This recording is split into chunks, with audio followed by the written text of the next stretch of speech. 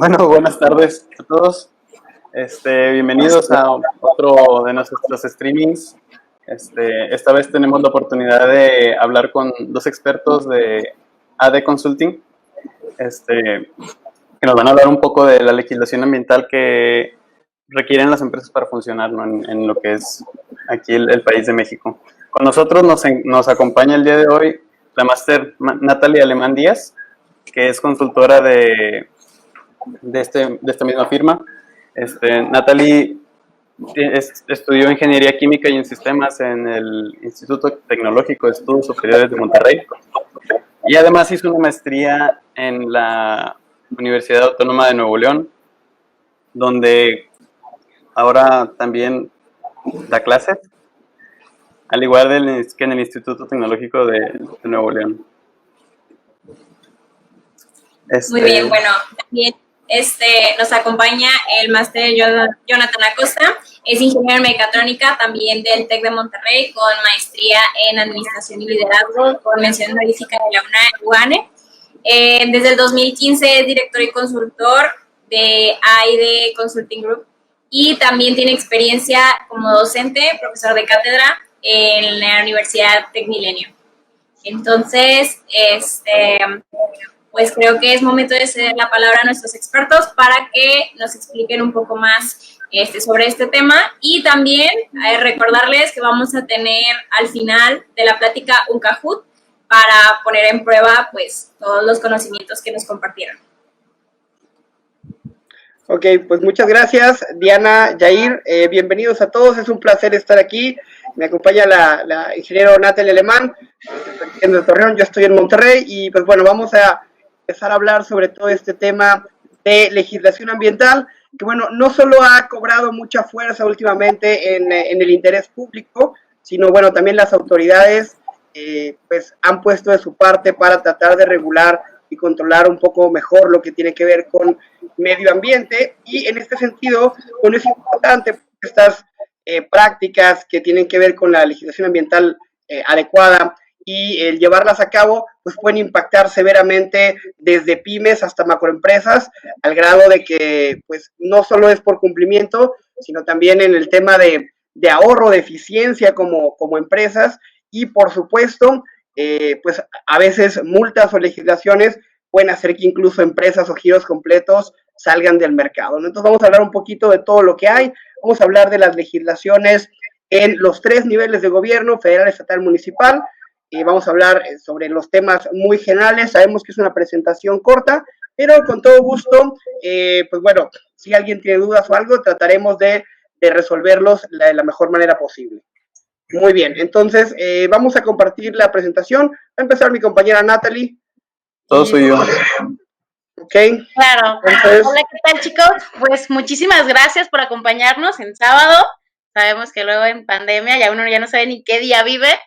Y esperemos que les guste muchísimo. Pues bueno, vamos a tratar de resumir todo lo que será un curso de aproximadamente 16 horas, que es lo que realmente toma el poder ver a detalle cada punto, cada materia que tenemos que ver en la parte de legislación. Entonces, muchas veces no sabemos que todas las empresas, por pequeña que sea, tienen muchos requerimientos legales. Siempre nos enfocamos en cuestiones más bien fiscales, como el SAT, no sé, protección civil y demás, ¿no? Entonces, ya esto es un tema muy crítico para todas las pymes, para todas las empresas, porque conocer de todo esto es muy difícil. Es un mundo, ahorita vamos a ver cuántas leyes, reglamentos, normas, ordenamientos tenemos solamente en la parte federal, y de ahí nos vemos como municipios que ya están involucrando sus reglamentos ambientales.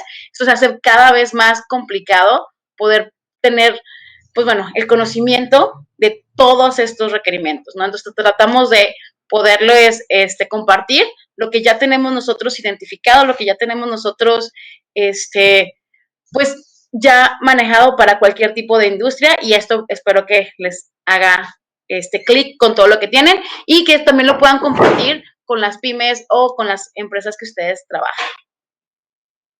Pues bueno, adelante. Yo no sé si ya puedes proyectar la presentación. Ya está compartida mi pantalla, no sé si la estén viendo. ¿Sí? ¿Ya se ve? Todavía no. A ver. Ahí está ya se está compartiendo. Listo. ¿Sí? Sí. Ok, entonces la voy a poner en pantalla completa. Me parece que así se ve mejor. ¿Sí? Claro. Muy bien, entonces, adelante, Natalie. Pues muchísimas gracias al equipo de Yaesco. La verdad es que esta invitación le agradecemos mucho para que, bueno, podamos dar esta información a ustedes.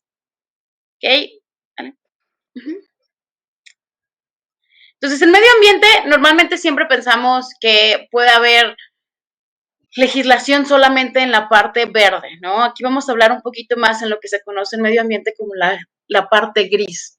Todo lo que es en la parte industrial, en la parte, vamos a hablar un poquito de temas de verde que en la parte de impacto, pero fuera de eso, vamos a hablar ya en la parte de industria, ¿no? Entonces tenemos impacto y riesgo, aire, residuos, agua, cambio climático, energía. Todo esto hace un conjunto de lo que conocemos nosotros como legislación ambiental. ¿Ok? Vamos a empezar a ver particularidades como en la parte de residuos, que tenemos una sección muy específica de import-export. En la parte de agua, bueno, pues tenemos el aprovechamiento, la descarga de agua. Son cuestiones completamente distintas, ¿ok? Entonces, ¿continuamos? Esta pirámide que yo creo que ya la han visto muchas veces, pero es bien importante puntualizar esto, ¿no? Entonces, la Constitución y los tratados internacionales, ambos tienen el mismo nivel. Sí, aquí lo vemos un poquito abajo, pero están a la par. ¿Qué nos definimos con esto? Que todo lo que hagamos nosotros, esta tiene que ser la base. De ahí, bueno, ya vienen leyes estatales, leyes federales, en la parte de leyes federales también reglamentos federales, municipales y ya diferentes tipos de ordenamientos y demás, ¿no? Entonces, la jerarquía es muy importante y ese es uno de los errores más comunes que se tienen en la parte de legislación ambiental.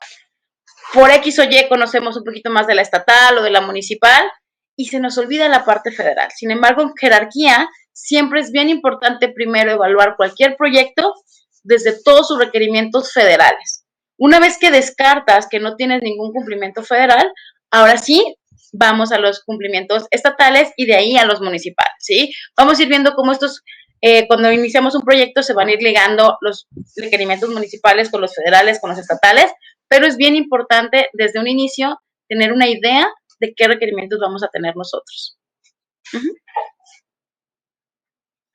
Entonces, el medio ambiente, como veíamos desde la Constitución, tenemos el artículo 4, que nos marca que toda persona tiene derecho a un medio ambiente adecuado para su desarrollo y bienestar. ¿Okay? Entonces, todo el movimiento ambiental ahorita lo vemos y está fundamentado sobre este artículo. Y pues bueno, para que se den una idea, más o menos, ahorita en la parte federal, o sea, esto cabe mucho aclarar, solamente en la parte federal tenemos 18 leyes, 11 reglamentos, 3 ordenamientos, 70 normas oficiales. Entonces, vemos que es un mar de información el que tenemos que validar previo a decir que ya tenemos evaluada una compañía en sus requerimientos legales. Entonces aquí, bueno, van a ver, no hemos mencionado las leyes, como quiera les vamos a dar la presentación para que ustedes las puedan ver, o sea, no nos vamos a meter en eso. Nada más aquí, bien importante, el reglamento de la LGEPA, que realmente es como nuestra, ahora sí que, nuestra constitución ambiental, que es la madre de nuestras leyes, ¿sí? Tiene 5 reglamentos. Entonces, es la LGEPA per se, tiene 5 reglamentos, que aquí los pueden ver, y de ahí ya tenemos reglamentos particulares para las leyes federales. Los códigos ambientales, que están relacionados también ya a temas ambientales, como el de procedimientos penales. Y bueno, ya las normas, ¿no? De normas tenemos una gran variedad de normas. De las 70 se dividen por materias, normas de emisiones, normas de residuos, normas de, para la parte de auditoría ambiental y demás. Nada más para que tengan una idea de cómo están. No nos vamos a detener tanto al detalle porque lo volvemos a repetir. Esto solamente son las normas federales, ¿ok? Ya esto ha ido ahora sí que aumentando en los estados. Ya también existen normas estatales en materia de medio ambiente. Vamos a ver los casos aquí particulares de Nuevo León, en donde ya tenemos normas para giros específicos como pedreras, concreteras, que ya son sectores que, bueno, los están determinando como, pues, clave en el tema de contaminación.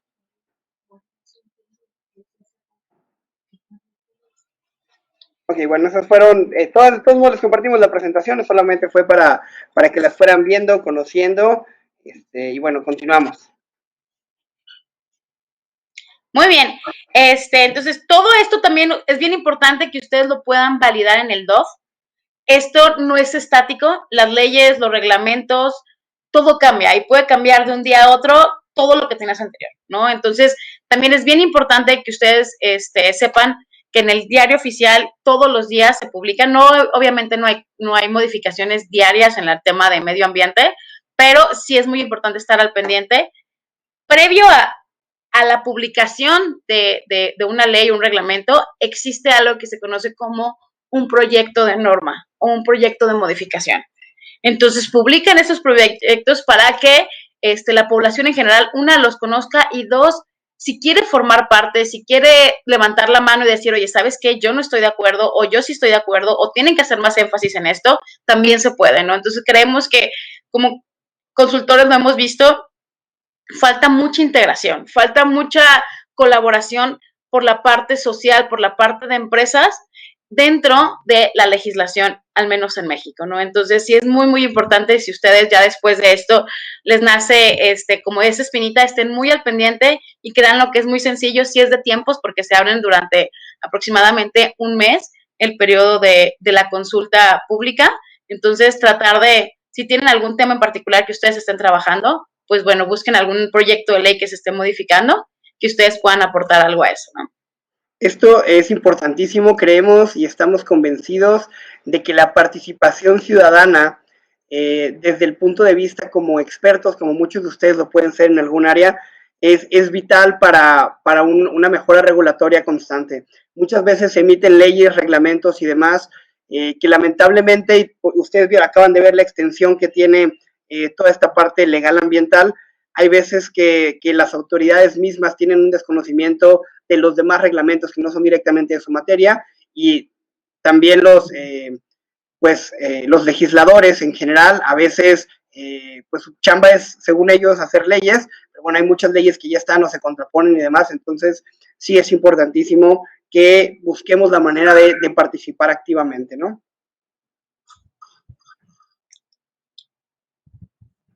Bueno, entonces la parte estatal, digo, eso también para que estén muy, muy al pendiente, ha estado cambiando mucho. Tenemos 21 leyes, 9 reglamentos y 4 normas, que la mayoría son de medio ambiente, que son las normas estatales.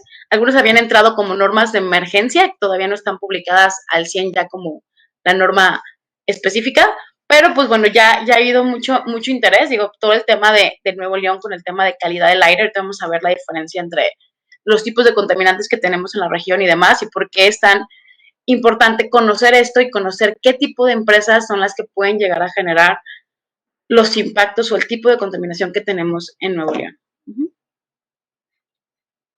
Bueno, miren enlistadas las leyes estatales, los reglamentos y las normas, ¿ok? También les recomendamos mucho, hay una plataforma que está en conjunto con el TEC de Monterrey que se llama Legismex. En esa plataforma también ellos tienen súper actualizado en todo momento todas las leyes, todos los reglamentos. Ahí lo tienen también por estado, lo tienen por municipio. En este caso tenemos aquí un ejemplo del municipio de Ciénega de Flores, digo, nada más para que tengan una idea. Ya hay ciertos municipios que la mayoría tienen en la parte de limpia, que es donde tenemos de cuándo tenemos que sacar la basura. O sea, si nosotros realmente leemos como ciudadanos el reglamento de limpia, sabremos que tenemos ya estipulado, ya ni siquiera por buenos ciudadanos, o sea, hay muchas obligaciones que tenemos como civiles de las cuales no cumplimos. Desde a qué horas puede sacar la basura, desde que tiene que estar con tapa, desde a qué horas tiene que pasar. Entonces, muchas veces desconocemos todas estas obligaciones y también, bueno, el municipio no tiene tantos inspectores o tanta publicidad para estas obligaciones que ya están estipuladas dentro de un reglamento. En esta filmina, lo que están viendo ustedes es más o menos una separación de cómo está dividido la Semarnat per se, ¿no? Entonces tenemos diferentes, pues niveles o órganos de jerarquización. Entonces tenemos lo que es una oficialía de partes, la subsecretaría de fomento normativo, la subsecretaría de planeación, o sea, esto es en general para que tengan ustedes una idea lo complejo que es la secretaría per se, ¿no? Muchas veces nosotros nos quedamos solamente con la parte técnica, pero detrás de la secretaría hay un órgano, pues muy grande, muy robusto, que, pues eso también luego ayuda y perjudica, ¿no? El tener tantas gente involucradas, bueno, tantas personas involucradas en un área en específico, alenta los procesos y hace mucha burocracia, pero también para que tengan idea de lo robusto que es esta parte, ¿no? Entonces, algo muy, muy importante es conocer la diferencia entre organismos descentralizados y organismos desconcentrados, ¿sí? Los organismos descentralizados, en este caso, la titular, o sea, digamos, el papá de ellos, como decimos así coloquialmente, no es la Semarnat, no es la Secretaría. Ellos están, pues digamos, dirigidos o el titular de estas dependencias es una junta o un consejo directivo, ¿sí? Que en este caso está la comisión, la CONAFOR y el Instituto Mexicano Tecnológico del Agua. Son los únicos dos organismos que entran ahorita de manera descentralizados. Y organismos desconcentrados es organismos que sí la Semarnat sigue siendo como, pues bueno, así que quien dirige estas dependencias o estas comisiones, ¿ok? Ahorita, hablando exclusivamente de Nuevo León, y la verdad es que creemos que es la mayoría de las personas que nos están acompañando el día de hoy, es importante conocer quiénes son los encargados de cada dependencia, ¿ok? En este caso, por parte de la Semarnat, bueno, está el ingeniero Pablo Chávez, y por parte de la Profepa está la ingeniera Elba Griselda Garza, ¿ok? Ellos dos son los que están encargados de darle seguimiento o encabezar estas dependencias.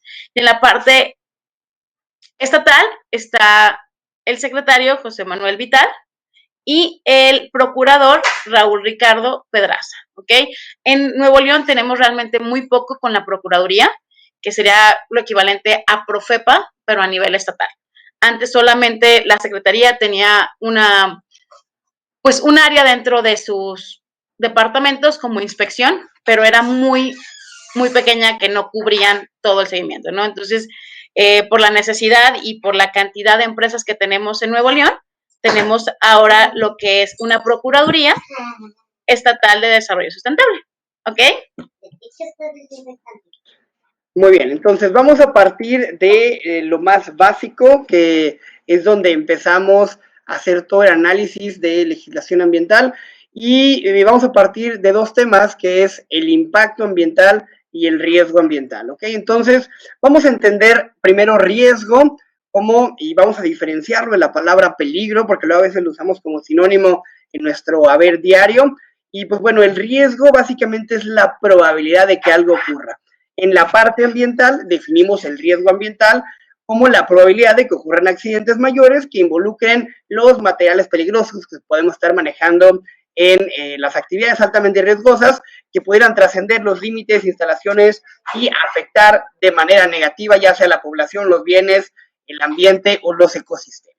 Entonces va a ser nuestra responsabilidad la evaluación de este riesgo y pues determinar los alcances que pudiera existir de los accidentes, la intensidad de estos efectos adversos y el radio de afectación de los mismos, ¿no? Y va a ser un tema crítico en la parte de legislación. Lamentablemente, a veces los estudios de riesgo se hacen, se deja una zona alrededor para que justamente este riesgo esté minimizado, y luego la mancha urbana pues alcanza estas zonas, y bueno, vienen algunos problemas importantes, ¿no? Entonces, algo que hay que estar muy al pendiente, y también cuidar que las autoridades, los cabildos regionales respeten estas zonas de tolerancia que involucran un riesgo ambiental. Las actividades altamente riesgosas, y dentro del análisis de riesgo nos va a ayudar a identificar y evaluar los problemas ambientales y de salud producidos por la realización de actividades peligrosas y el manejo de sustancias peligrosas, también comparar tecnologías, tanto las antiguas con las que vayan surgiendo, que sabemos que surge tecnología todos los días, junto con por supuesto, la efectividad de los diferentes controles técnicos y mitigación. En esa parte también hemos avanzado bastante. La verdad es que cada vez los procesos, ustedes lo ven desde el transporte hasta procesos tecnológicos, ya incluyen un componente de control de emisiones, ¿no? Y de eficiencia energética y demás. Entonces, en ese sentido, la verdad es que la tecnología ha tratado de mejorar la localización de las instalaciones potencialmente riesgosas y la selección de prioridades entre las posibles alternativas. Obviamente entendemos que, las empresas, su trabajo es generar utilidades, ¿no? Realmente la chamba de las empresas, dicho cruelmente, y lo voy a decir así con toda la frialdad del mundo, pues no es cuidar el medio ambiente, no es generar dinero, pero cada vez más hay más conciencia, hay más leyes, y hay más gente que le importa y trata de hacerlo de la manera más sostenible posible. Hay 2 listados para saber cuándo utilizamos sustancias altamente riesgosas, que es básicamente es el listado 1 y 2, así se llaman. Ahí están los acuerdos correspondientes. Igual cuando les compartamos la presentación, ustedes le pueden dar clic ahí y los llevan. Estos 2 listados van a contener una serie de sustancias y los umbrales a partir de los cuales una empresa que los maneje dentro de esos umbrales, pues se va a convertir en una empresa altamente riesgosa, ¿ok? Dentro de esto, no necesitamos ser expertos en química porque obviamente hay muchas sustancias o mezclas que, a lo mejor no se llaman exactamente como viene el listado, pero podemos apoyarnos en otro tipo de normas oficiales mexicanas como la nueva NOM 018 de STPS, que incluye, una de las obligaciones de esa norma es contar con algo que se llama hojas de datos de seguridad, y en esas hojas de datos de seguridad, si están actualizadas y están hechas correctamente por nuestro proveedor de esas sustancias, deberán contener las sustancias que contiene el producto químico que estemos utilizando, la sustancia que estemos utilizando, la mezcla que estemos utilizando, y en base a ello podremos, sin problema, revisar estos listados para asegurarnos si nuestra empresa va a ser altamente riesgosa o no. Aquí hay una pequeña diagrama de flujo publicado por Semarnat, por la Subsecretaría de la Gestión de Protección Ambiental, en la que, nos indica cómo realizar análisis de las sustancias, ¿no? Está muy sencilla, probablemente no la vean muy bien porque, la imagen está muy chiquita, pero si gustan, las compartimos y de igual manera lo pueden revisar en Semarnat. Dentro de los tipos de estudio de riesgo, hay varios tipos de estudio que tienen que ver con niveles. En el nivel 0 tenemos ductos y aplica para cualquier proyecto que maneje sustancias consideradas como peligrosas en virtud de sus características CRETIV. Hay una imagen arriba y lo voy a explicar probablemente más abajo en la parte de residuos. CRETIV es un acrónimo que tal vez algunos de ustedes han escuchado ya antes, corresponde a las iniciales de las siguientes características, que es la C por corrosivo, la R por reactivo, la E por explosivo, la T por tóxico, la I por inflamable y la B, que aquí no está mencionada porque no es parte del análisis de riesgo, pero que incluye los residuos peligrosos biológicos infecciosos, ¿okay? Entonces, dentro de estas características, si alguna sustancia tiene alguna de ellas, se considera una sustancia química peligrosa y de igual manera los residuos también atañen a esta clasificación. Entonces, dependiendo de la longitud de los ductos, su trayectoria, o independientemente de ello, si transportan, por ejemplo, ácido clorhídrico, cloruro de hidrógeno, ácido cianhídrico, cloro, amoníaco, óxido de etileno, butadieno, cloruro de etileno o propileno, se van a considerar altamente riesgosas nivel 0. Luego tenemos el nivel 1, que aplica para cualquier proyecto en el que se pretenda almacenar, filtrar o mezclar alguna de las sustancias listadas en una cantidad mayor o igual establecida en el primero o segundo listado y a presión atmosférica y temperatura ambiente constante. Este va a ser el nivel 1. El nivel 2 va a ser para proyectos en los que se manejen sustancias en cantidades mayores a los listados, que les hablaba hace un momento, y que presente hasta 4 de las siguientes características. dependiendo del tipo de operación, el almacenamiento, que exista reacción química, que las zonas en donde se pretenda ubicar, o la zona si es susceptible a sismos, hundimientos o demás desastres naturales. El nivel 3 es las mismas características que mencioné hace un momento, pero donde se cumplan todas estas características va a ser un riesgo nivel 3 o cualquiera de estas características, como se trata de complejos químicos o petroquímicos con más de 2 plantas, que en alguna de las etapas de producción se genera alguna sustancia, producto caracterizado por su alta toxicidad o su efecto residual, o de una actividad que esté interconectada con otra actividad que también sea altamente riesgosa en el predio colindante, por lo tanto esta se va a volver pues también altamente riesgosa a nivel 3. Dentro del riesgo ambiental, bueno, cuando se realizan estas actividades altamente riesgosas o se identifica que caemos en alguno de estos supuestos, de estos niveles que acabo de mencionar, bueno, se deberá elaborar y presentar a la autoridad competente algo que se conoce como la ERA, que es el estudio de riesgo ambiental, que está fundamentado justamente en el 147 bis de la LGEPA. Luego tener un seguro de riesgo ambiental. Esto es bien importante. La parte de seguros de riesgo ambiental ha ido creciendo mucho, son seguros especiales, a veces es complejo que las compañías de seguros entiendan de qué estamos hablando, entonces sí, por ahí hay que hacer una investigación y ser muy precisos con lo que estamos pidiendo y en base a qué artículo, reglamento o ley, porque de lo contrario, al faltarles información, lo que hacen las compañías de seguros es poner todo al tope y luego nuestro seguro ambiental puede salir demasiado caro. ¿Sí?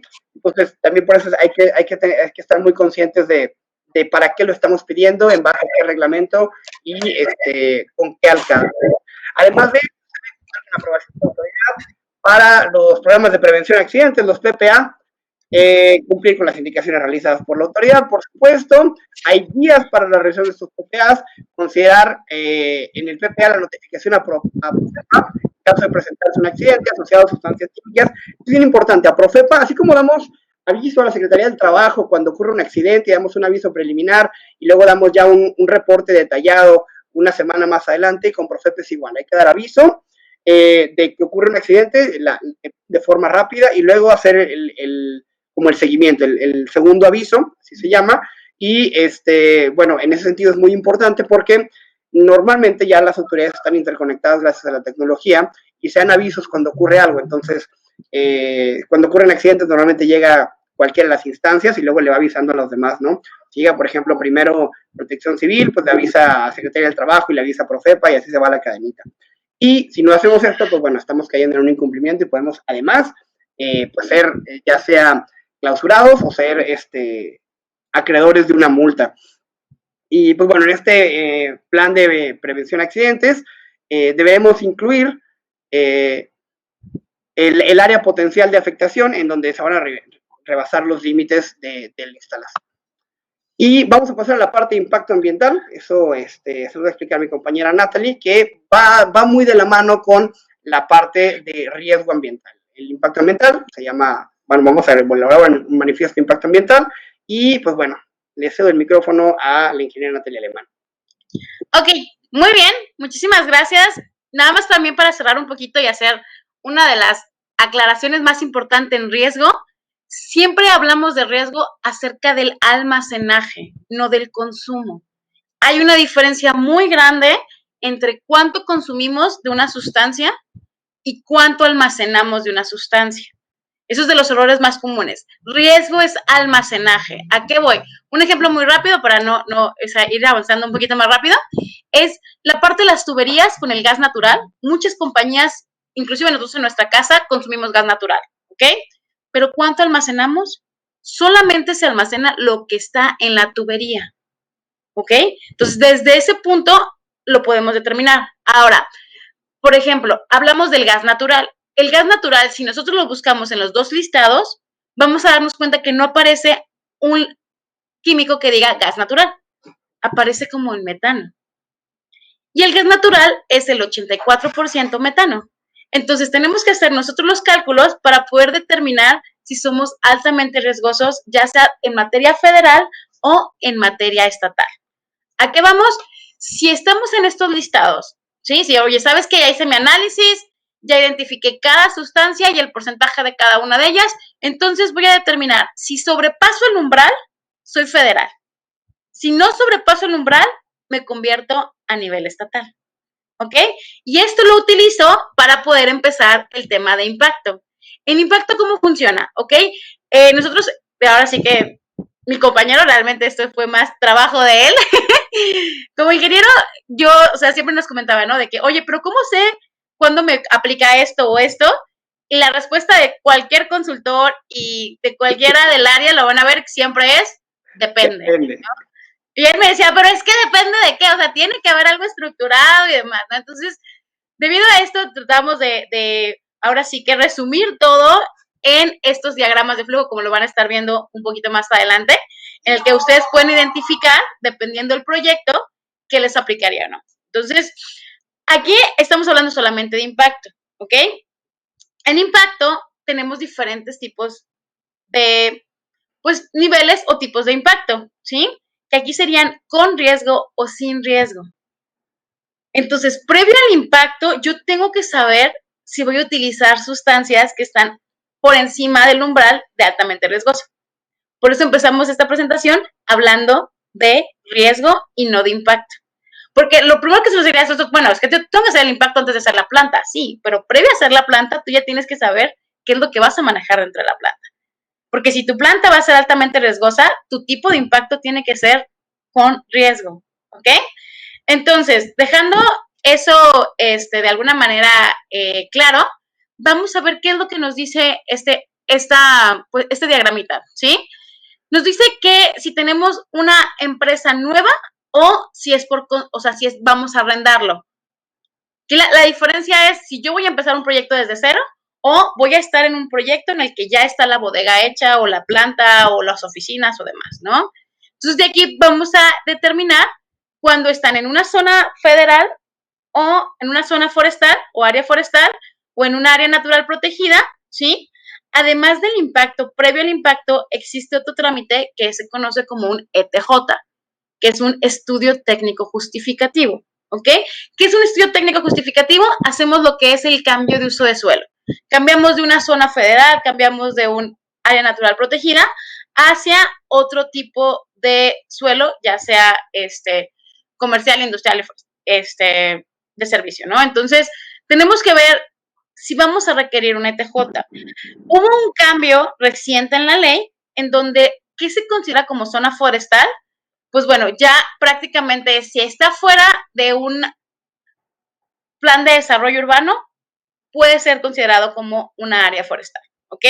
Pero si el área, a pesar de que tenga cierto tipo de vegetación y demás, ya está contemplada dentro de un plan de desarrollo urbano, ya no está considerada como zona forestal, ¿ok? Entonces, bueno, eso ha sido algo pues muy triste para el medio ambiente porque cada vez, debido a estos cambios, pues es más fácil que áreas con vegetación se puedan, digamos, retirar esa vegetación sin tanto protocolo, sin tantas cuestiones administrativas, ¿no? Entonces, de aquí, ya una vez que yo tengo un ETJ, si estoy en este caso, lo que nos va a corresponder después de tener el ETJ es una MIA federal, ¿ok?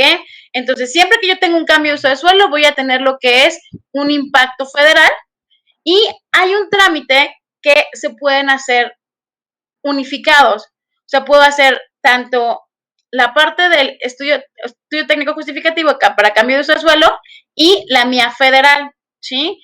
La verdad es que nosotros no recomendamos utilizar tanto esto. ¿Por qué? Porque sí es muy probable que desde un inicio el proyecto tenga algún tipo de información adicional o que les den de baja el ETJ, pero siga la MIA y demás. Entonces, para nosotros siempre es más recomendable poderlos manejar de manera separada, ¿ok? Entonces, si estamos dentro de estos supuestos, aquí el siguiente paso para llegar a poder implementar nuestro proyecto va a ser dar seguimiento a lo que es el plan de desarrollo urbano, pero lo que sería el POET, el plan de ordenamiento, el programa de ordenamiento territorial y ecológico, ¿ok?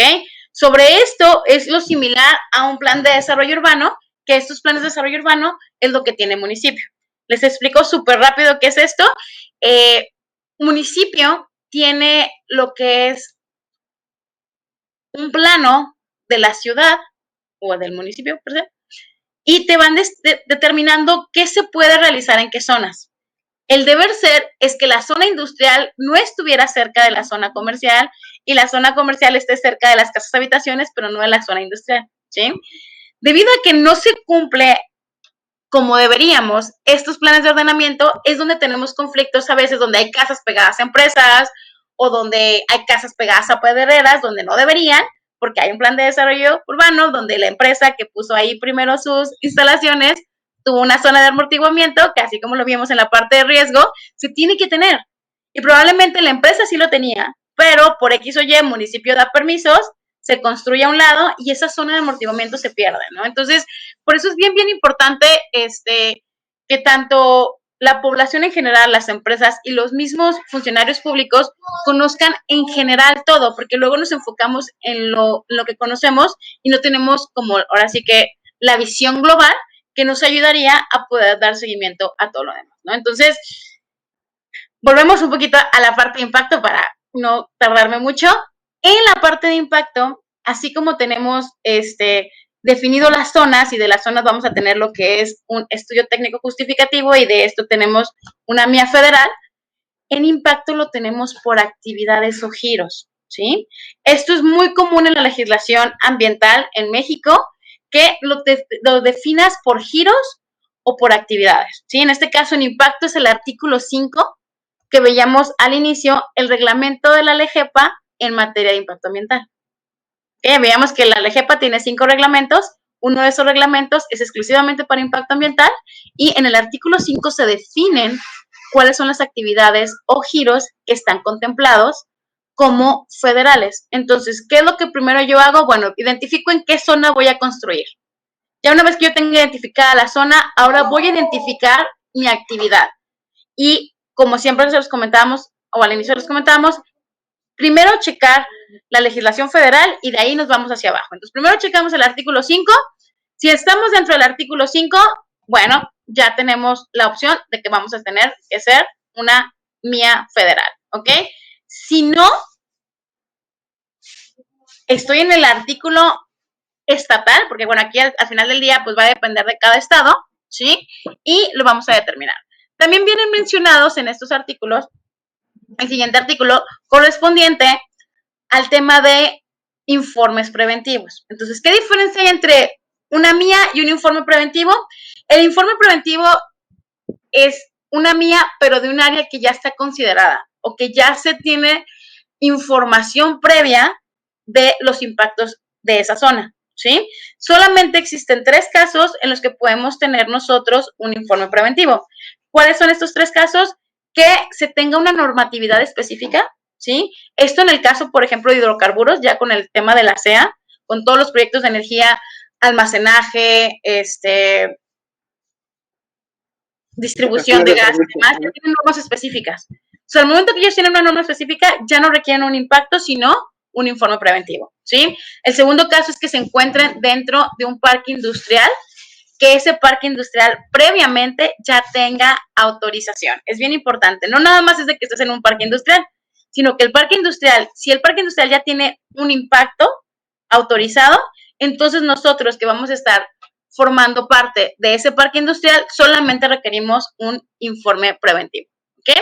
Y el tercer caso es cuando nuestro proyecto ya esté contemplado dentro de un programa parcial de desarrollo. ¿A qué vamos?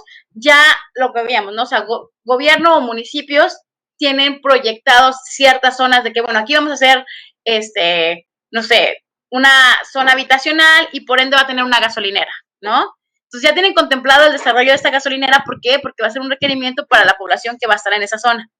De ese caso, como ya se tiene contemplado esa actividad en esa zona, ya no requerimos un impacto, sino un informe preventivo, ¿ok? Y entonces de aquí, pues ustedes si se van dando cuenta, o sea, seguir el diagrama de flujo es muy sencillo. Simplemente vamos determinando los puntos, vamos determinando qué artículo tenemos que checar para determinar si nos aplica o no, ¿sí? Y en el caso de que ustedes me digan, ¿sabes qué? Es que yo no empecé la bodega. O sea, yo llegué a instalarme, o sea, yo estoy pagando una renta de esta bodega, pues simplemente hay que validar, ¿sí? ¿Qué autorizaciones anteriores tenía la bodega? ¿Por qué? porque todas las empresas van a tener que caer en el lado de municipio. Y con municipio tenemos a lo que se conoce como uso de suelo. Y el uso de suelo que yo tengo en mi actividad tiene que ser específico, ¿ok? Esto es muy, muy importante porque ahorita los municipios están poniendo mucha atención sobre esto. ¿Por qué? Porque dependiendo del giro, son las empresas que tienes en tu municipio y por ende, qué tanta contaminación podemos llegar a tener. Entonces, ahorita es muy común que tengamos nosotros como consultores clientes que nos digan, ¿sabes qué? Es que me llevó a un municipio y me está pidiendo el uso de suelo específico, ¿no? Entonces, todos estos son antecedentes. Entonces, es bien importante que si ustedes van a tener un proyecto nuevo o van a tener una empresa nueva, desde un inicio vayan validando qué información tiene la bodega previa a rentarla. Que la bodega esté completamente regularizada para que ustedes puedan sacar los permisos correspondientes a su actividad. ¿Ok? Y pues bueno, tenemos diferentes requisitos para el tema de impacto, que es lo que tenemos que dar avisos, cumplir con las condicionantes, que eso es bien importante. Muchas veces esto trámite, ustedes como usuarios o como clientes no hacen estos trámites. Sí lo pueden hacer, hay un fundamento legal para que ustedes mismos los hagan, pero normalmente subcontratan a consultores. ¿Qué pasa? Es bien importante que a pesar de que contrates a un consultor, conozcas qué condicionantes o qué medidas de mitigación se están reportando para estos impactos. ¿Por qué? Porque muchas veces ponen medidas de mitigación muy elevadas o que tengan un costo elevado para la empresa y la empresa simplemente lo firma. Y el que no tengan o no le den seguimiento a estas condicionantes o a estas medidas de mitigación que ustedes mismos están proponiendo, pues puede ser motivo a una multa o a una cancelación de ese mismo proyecto. Y por favor, traten de revisar que las medidas de mitigación sean congruentes con la afectación. Luego también hay casos en donde las medidas de mitigación pues no corresponden a los daños o al impacto ocasionado. Ok, muy bien. Si quieres, continuamos. Eso es lo que les comentaba del DTU, que es el que juntas el ETJ con la MIR, documento técnico. Existen diferentes metodologías para poder evaluarlo. O sea, hablamos de cómo determinar qué impacto me refería, o sea, qué me correspondería, si impacto federal o impacto estatal, informe preventivo federal o informe preventivo estatal, ¿no? Entonces, ya ahora sí vamos a hablar un poquito de qué es el impacto, qué es lo que se evalúa. Bueno, vamos a evaluar, o sea, para no repetir la misma palabra, bueno, los impactos que tenemos dentro de la actividad. Se determinan estos impactos en base a las actividades, desde la construcción, si se va a remover vegetación, si vamos a tener un horno prendido 24 horas, o sea, todos los impactos, se hace un análisis, se cuantifica, se cualifica, o sea, vamos a determinar cuál es la ponderación de cada uno de estos mediante ciertas metodologías y de ahí llegamos ya a tener una matriz que nosotros conocemos, en este caso es una metodología muy usada en el tema de impacto, que es la matriz de Leopold, en donde ustedes determinan cuáles son sus impactos significativos o no significativos, y de ahí ya en base a este análisis tú ya determinas las medidas de mitigación.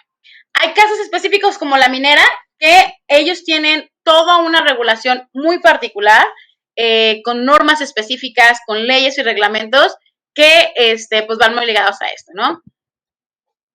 En la parte de calidad del aire, que este es un tema muy de moda, muy crítico últimamente, ¿ok? Entonces, así como lo vimos en la parte de impacto, en la parte de industria o en la parte de emisiones es muy similar. Aquí tenemos un chiste ahí en la consultoría, ¿no? El 17 bis, que es uno de los artículos que les recomiendo mucho que se los aprendan de memoria, es súper sencillo. Es el artículo 17 bis del reglamento de la LEGEPA, o sea, otro reglamento de la LEGEPA en materia de contaminación atmosférica, ¿no? Entonces, ¿qué es lo que hacemos en este reglamento? ¿Qué es lo que vemos? Cualquier actividad que esté enlistada en este artículo, ¿sí? Es de competencia federal, ¿ok? Entonces, ¿cómo tenemos la parte de las emisiones? Podemos ser federal, estatal o municipal. ¿De qué va a depender? Es bien importante, solamente depende del giro, no depende de la cantidad de empleados, no depende de la cantidad de combustible, no depende de la cantidad de cosas que tengamos, a partir del giro, ¿ok? En el 17 bis, a veces mencionan cuestiones de que es mientras no sea artesanal, pero fuera de eso, el giro per se es el que determina dónde me voy a yo regularizar. Esto en Nuevo León es un caso muy fuerte. Muchas empresas tienen o cuentan con licencia de funcionamiento que es estatal cuando son de competencia federal. Y esto puede ser un error o algo muy crítico para las empresas. ¿Por qué? Porque al final de cuentas, independientemente de que tengan un permiso, pues no tienen el que les aplica, ¿no? Entonces, si llegan a tener una visita de Profepa, pues no tienen la licencia para lo que están elaborando ellos. Entonces, ahí hace todo un tema de competencias. Entonces, volvemos a reiterar la importancia de primero evaluar todos los cumplimientos en el nivel federal y de ahí nos vamos a los niveles estatales, ¿no? Entonces, esto va a ir ligado también a un tema que posiblemente si están ligados a estas áreas ambientales, las han escuchado mucho, que son las COAs. Las COAs son las cédulas de operación anual, ¿sí? Tenemos COA federal y tenemos COA estatal, ¿sí? El donde tengamos nosotros nuestra competencia en emisiones nos va a determinar qué secciones vamos a llenar en qué COA, ¿sí? Entonces, la sección de emisiones solamente la podemos tener una, ¿sí? O sea, no puede ser de que, oye, yo soy estatal y federal, no. ¿Por qué? Porque solamente tienes un giro. ¿Qué pasa cuando una compañía tiene más de un giro? ¿A qué vamos? Oye, ¿sabes qué? Yo tengo moldeo de plástico, pero además fundo aluminio y además hago ensamble, ¿no? Tú tienes que determinar cuál es tu principal actividad comercial. En base a esa actividad comercial, ya sea en base al SAT, en base a cuántos productos tienes y demás, se determina cuál es tu actividad principal y sobre esa se determina cuál es la competencia que tú tienes que tener, si es federal o estatal, ¿ok? Entonces, bien importante, las LAU, lo que conocemos como licencia ambiental única, es a nivel federal, la licencia de funcionamiento es a nivel estatal en la mayoría de los estados. Solamente antes del, como los 2000 más o menos, hubieron licencias de funcionamiento federales, ¿ok? Estas licencias las pueden cambiar a LAU por medio de un relicenciamiento o siguen siendo vigentes. La LAU o las licencias no tienen vigencia, ¿ok? Simplemente son documentos vivos que durante cualquier modificación que tenga la empresa se tienen que ir actualizando para tener todo esto de manera clara, ¿ok? No sé si, la verdad es que no estoy viendo preguntas y todavía en el chat, pero si alguien tiene dudas acerca de esto, igual los podemos ver ya al final, ¿ok? Aquí es bien importante aclarar que un error común en la parte de emisiones es lo que se conoce como las fuentes.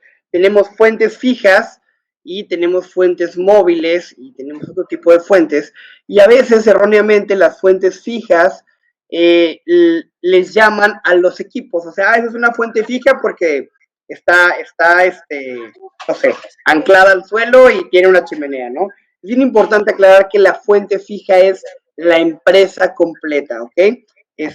Lo vamos a ver un poquito más adelante, pero es uno también de los errores comunes en la parte de normatividad de aire.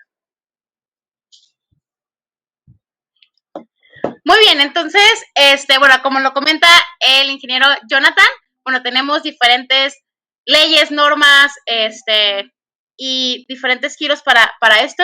¿Ok? Dale.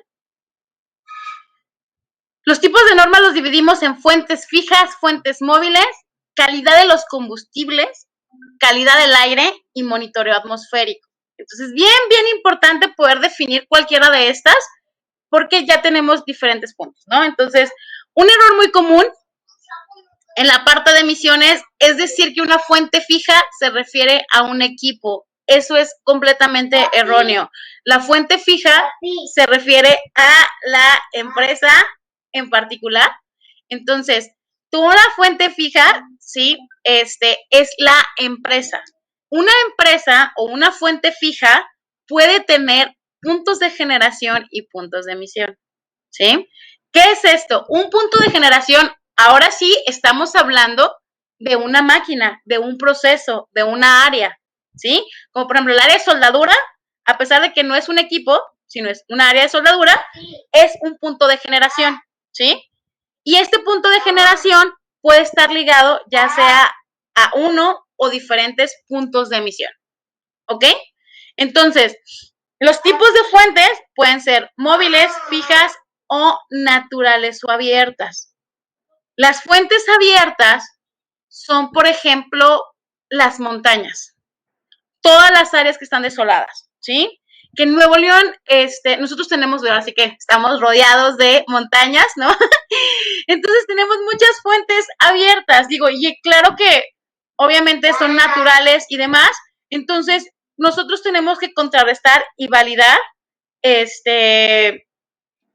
bueno, todo lo que tenemos en ya de geología de nuestra área, de nuestro municipio, y ahí sumar las fuentes fijas y sumar las fuentes móviles, ¿no? Entonces, la contaminación en materia de aire es la suma de todas las fuentes, ¿ok?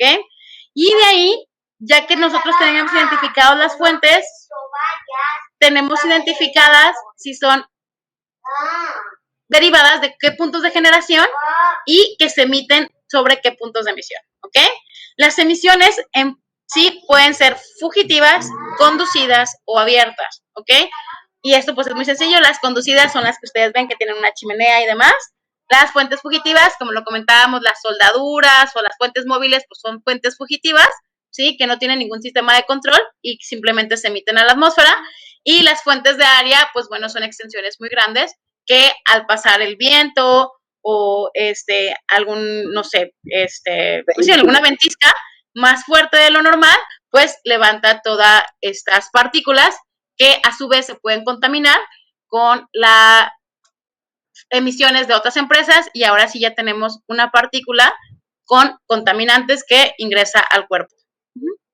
Es bien importante porque en Nuevo León, particularmente, y lo comento también por si hay algunos visitantes de otros estados, es muy diferente la contaminación que tenemos, por ejemplo, en Nuevo León, con la que existe en Ciudad de México, porque nosotros tenemos naturalmente partículas, han escuchado pues, seguramente en noticieros y radio, se refiere a las PM10 y 2.5, que es el tamaño de la molécula, y bueno, mucha de nuestra contaminación es proveniente justamente de la aridez de nuestro suelo. El problema es que efectivamente esa partícula de polvo que normalmente podría no ser nociva en un alto grado, al combinarse con otras partículas, sí, de emisiones contaminantes ocasionadas por la movilidad, por la industria, por las acciones diarias de las personas, bueno, se generan moléculas que son potencialmente mucho más dañinas.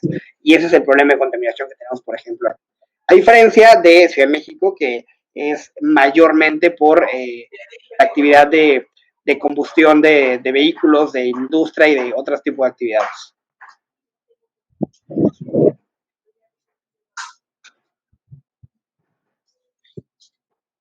Entonces, las normas más comunes en materia de medio ambiente es la norma 85 y la norma 43. ¿A qué nos vamos con la norma 85? La norma 85 es para gases de combustión, pero solamente, y es bien importante que tengamos esto en cuenta, es gases de combustión, ¿sí? Para calentamiento indirecto, ¿ok? No para calentamiento directo. Es bien importante hacer esa determinación, si nuestros equipos son de calentamiento directo o indirecto, para poder nosotros determinar si nos aplica esta norma, ¿ok? Y de ahí tenemos la norma más común en la parte de emisiones, que es la norma 43, con la que se miden partículas sólidas totales, ¿ok? Entonces, estas normas, si lo vemos, bueno, la 85 es de 2011, es mucho más reciente. Realmente la última modificación que se hizo fue para la Ciudad de México, por el caso de a partir del 2010, que ellos empezaron a tener una fuerte contaminación. Y la norma 43, que es lo que nosotros les comentamos, es bien importante empezar a reformar estas normas porque son desde el 93, ¿no? Entonces, ya, pues técnicamente son muy obsoletas o tienen criterios muy amplios. La misma tecnología ha avanzado mucho durante todo este tiempo y es importante tener la legislación actualizada, ¿no? Por constitución deben de renovarse o actualizarse cada 5 años y pues vemos, estamos un poco retrasados en ese punto, ¿ok? Entonces, para la parte de licencia ambiental, tenemos 11 giros, que eran los que comentábamos en el 17 bis. Estos giros y subgiros se dividen en estos puntos, ¿ok? Y bueno, la parte de la licencia de funcionamiento, que esto es en el caso específico de Nuevo León, tenemos el artículo 137 de la Ley Ambiental de Nuevo León, en donde también se enlistan estas... Ajá, dale. Este es el listado que tenemos de fuentes que están consideradas como de competencia estatal, ¿ok? Aquí hay todo un tema, todavía en la parte de municipios y el estado, determinaron que todo lo que fuera comercio y servicio, a pesar de que estuviera listado aquí, es de competencia municipal, solamente la parte industrial per se es lo que se considera de competencia estatal, ¿ok? Entonces es bien importante, por ejemplo, todos los hospitales y demás ya no son de competencia estatal, sino son de competencia municipal, igual que las funerarias y ciertos giros que han generado un poco de conflicto últimamente, ¿ok?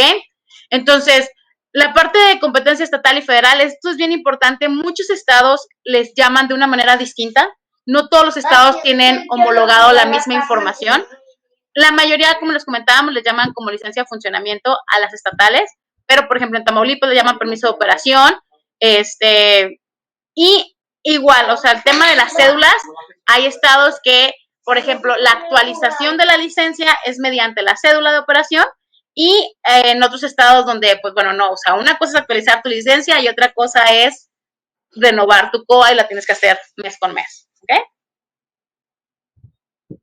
Y pues bueno, para el tema de soldaduras y emisiones tenemos diferentes formas para poder hacer los cálculos. Esto pueden ser desde utilizar factores de emisión como la AP42, que igual lo vamos a ver muy rápido. Como ejemplos, o sea, simplemente en la AP42 nos dan un factor de emisión, como lo podemos ver aquí, que te dan para un tipo de contaminante, te dan ya las unidades de este COPS, para que estén un poquito más en contexto, significan compuestos orgánicos volátiles, que es de lo más común. O sea, por ejemplo, cuando haces una gasolinera, que estás poniendo la gasolina, ves cómo se emiten ciertos gases, bueno, pues estos hidrocarburos se conocen como compuestos orgánicos volátiles. Y en este caso, para este ejemplo de un desengrasador, ¿sí? Están considerando que se emiten 7 kilogramos por cada hora, por cada metro cuadrado, ¿sí? Entonces, yo por cada metro cuadrado que use de este desengrasante, ¿sí? Se van a emitir 0.7 kilogramos, ¿sí? Cada hora por cada metro cuadrado. Entonces, esto es más o menos cómo se utilizan los factores de emisión. Lo más importante y nuestra recomendación para no entrar tanto a detalle es validen las unidades. Esto es un tema de unidades, es un tema de conocer realmente qué estamos utilizando y ya simplemente es utilizar ahora sí que las multiplicaciones y conversiones necesarias para poder utilizar este factor de emisión, ¿no? Y eso es para las fuentes que están como fugitivas. Si tenemos fuentes conducidas, pues simplemente se hacen los análisis de laboratorio por sí. Eso iba a comentar. Hay tres maneras básicas de cuantificar nuestras emisiones al aire. La más común, o al menos dentro de las fuentes fijas conducidas, pues es la medición directa, que es mediante un laboratorio acreditado, en los puntos de muestreo, si nuestro ducto está bajo normas, se hacen las mediciones. Número 2, por factores de emisión, como este del AP42, no es el único, pero en México es de los más usados porque México no tiene como tal un listado de factores de emisión, entonces utilizamos el AP42, es americano, es de la EPA, y bueno, también se pueden estimar las emisiones en base a balance de materia. Entonces también es posible hacerlo de esta manera, ¿vale? Entonces, vamos un poquito tarde, vamos a hablar súper rápido de la parte de residuos, que también es de lo más tangible que existe en la parte de legislación ambiental. Básicamente hay 4 tipos de residuos, que de hecho los podemos incluso convertir en 3, y están los sólidos urbanos, que pues bueno, es como la basura común la que generamos en nuestras casas, y algunos tipos de residuos industriales se van a... pues podrían clasificarse en residuos sólidos urbanos, pero ahorita vamos a ver que realmente en la industria vamos a manejar RME, que son residuos de manejo especial y residuos peligrosos sobre todo. Los residuos sólidos urbanos, por ejemplo, la única legislación que tiene sobre las personas, sobre las que no son industria, son los reglamentos de limpia que hablábamos en ese momento, que eran municipales. Fuera de ahí, básicamente toda la legislación en cuanto a residuos se enfoca sobre todo en las empresas, en las cuales tenemos dos grandes clasificaciones, son los residuos de manejo especial, conocidos como RME, y los residuos peligrosos que podemos acoplar o acotar dependiendo de las características CRETIP que mencionábamos hace un momento. Son corrosivos, reactivos, tóxicos, inflamables o biológicos infecciosos, bueno, estarán como residuos peligrosos, y dentro de ellos está la particularidad de los residuos peligrosos biológicos infecciosos, RPBI, que, bueno, son generados normalmente en hospitales o en la parte de enfermería de algunas empresas y demás, que tiene que ver con todos aquellos agentes que puedan transmitir o causar enfermedades, ¿no? En los que incluyen gasas contaminadas con sangre, residuos anatómicos, residuos no anatómicos, jeringas, todo este tipo de materiales, ¿vale? Que también deberán ser manejados de una manera muy particular.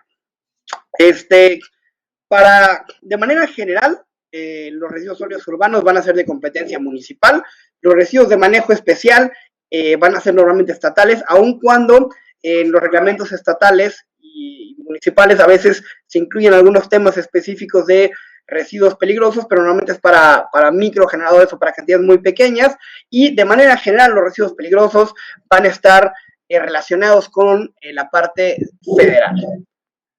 La LGPGIR es la encargada de definir esto, la parte de los residuos, y lo define como aquel material o producto cuyo propietario o poseedor desecha y que se encuentra en estado sólido o semisólido, o es un líquido o gas contenido en recipientes o depósitos que pueden ser susceptibles a ser valorizados o requieren sujetarse a un tratamiento de disposición especial. Esto es muy importante y lo pusimos aquí porque a veces existen empresas en las que ellos generan un residuo que para ellos es un residuo, ya no es aprovechable para ellos, y luego hay otra empresa que lo compra, lo valoriza, lo utiliza como insumo, pero debe quedar muy claro cuándo sale como residuo o cuándo sale como un subproducto de la empresa, porque luego ahí también es de los errores más comunes en la parte de residuos, la manera en la que se declaran los mismos. Dentro de los residuos está la Ley General para la Prevención Integral de los Residuos. Tenemos la parte de la recuperación de los residuos a través de la reutilización, el reciclado, el aprovechamiento energético de materiales valorizables y demás, y la que marca las pautas de conducta para la protección de la salud y el medio ambiente.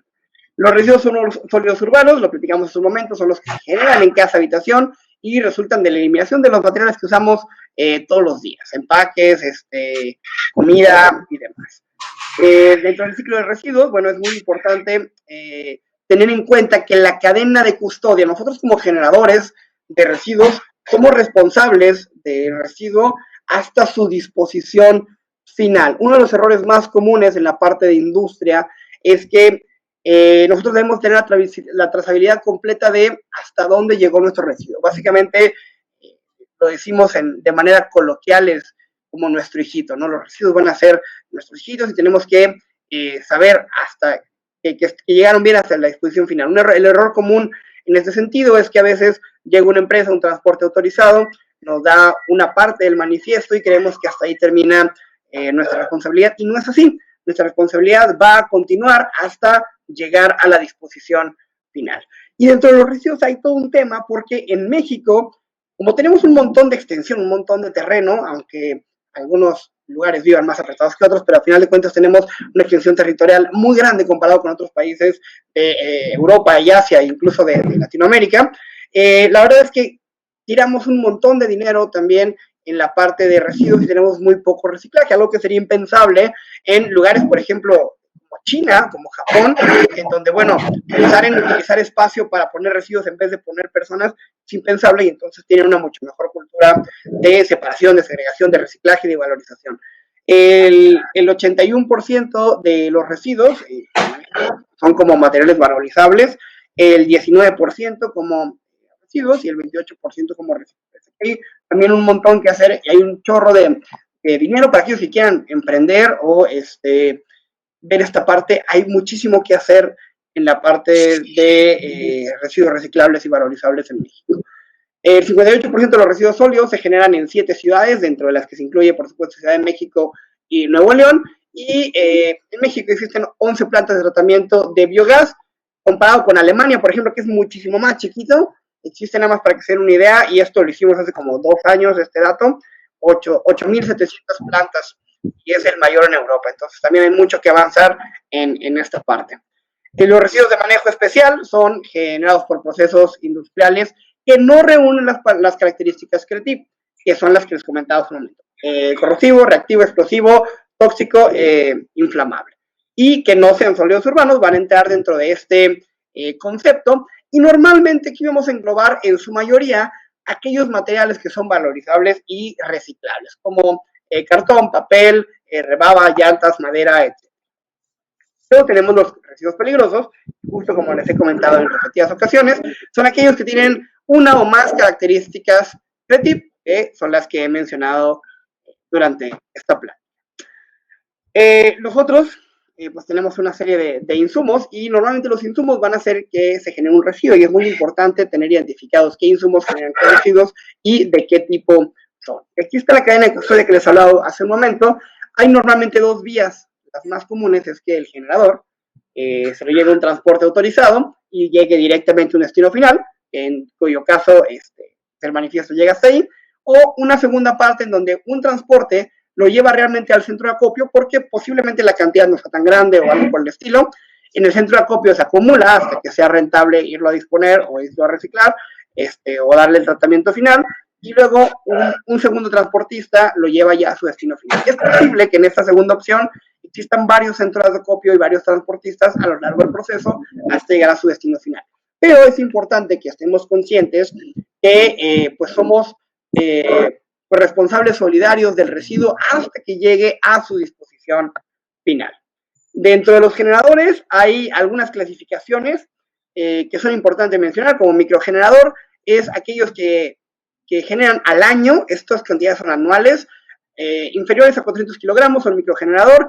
Pequeño generador va a ser entre 400 kilogramos hasta 10 toneladas, y gran generador es aquellos que al año generan más de 10 toneladas. Aquí están las clasificaciones generales de los generadores, los grandes generadores, los pequeños y los microgeneradores.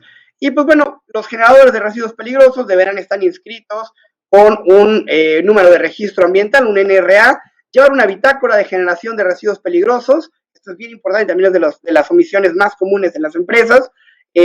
Dar a los residuos peligrosos el manejo adecuado, envasarlos correctamente, identificarlos también es importantísimo, transportarlos únicamente en vehículos autorizados, almacenarlos en un almacén temporal de residuos peligrosos, y que este almacén cumpla con una serie de normativas y características establecidas en las leyes y reglamentos.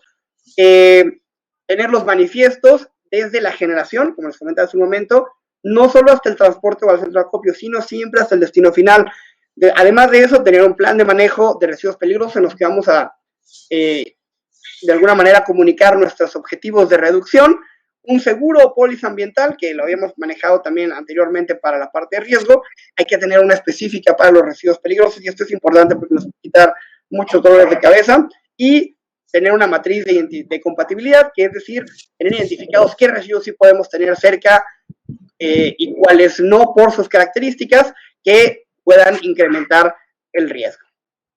Dentro del almacén temporal, de manera general, debe tener señalización y letreros alusivos a la peligrosidad, la identificación de los recipientes en base a sus características, CRETIP, contar con pasillos adecuados para el tránsito, con trincheras y canaletas, con una contención de al menos 1/5 de su capacidad máxima cuando se trate de líquidos, y con un sistema de extinción contra incendios. Y ningún residuo peligroso deberá almacenarse por más de 6 meses, a menos que exista una prórroga específica para tal efecto. Algunas imágenes, y bueno, la etiqueta de los residuos peligrosos deberá también cumplir con una serie de lineamientos. Son formatos libres, pero sí deben de tener el nombre del residuo, cuándo se generó, las características CRETIP, la información del generador, el número de identificación de Semarnat y el número de manifiesto al que corresponde. Esta es una bitácora en la que debemos llenar cada vez que ingresemos o saquemos un residuo del almacén de residuos peligrosos. Deberá estar llenando esta bitácora. Y pues bueno, los manifiestos de residuos peligrosos no lo entregará nuestro transportista. Bueno, lo llenará el transportista y luego nos dará el complemento de ese manifiesto cuando nuestro residuo haya llegado a la disposición final. Y estos manifiestos es importante que por ley los guardemos por al menos 5 años. Así es como se ve. Estos son los manifiestos actualizados. Hubo un cambio por ahí, lo publicó Profepa.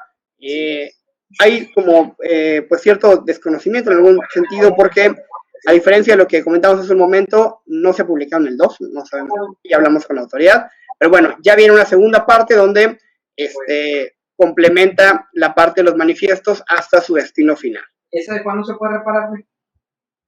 Muy bien. Y aquí hay algunos ejemplos de si cumple o no cumple errores comunes en los almacenes de RP, luego los usan como locker personal, o guardan ahí cosas para la carne asada de los fines de semana o cosas así. Bueno, eso es completamente algo equivocado.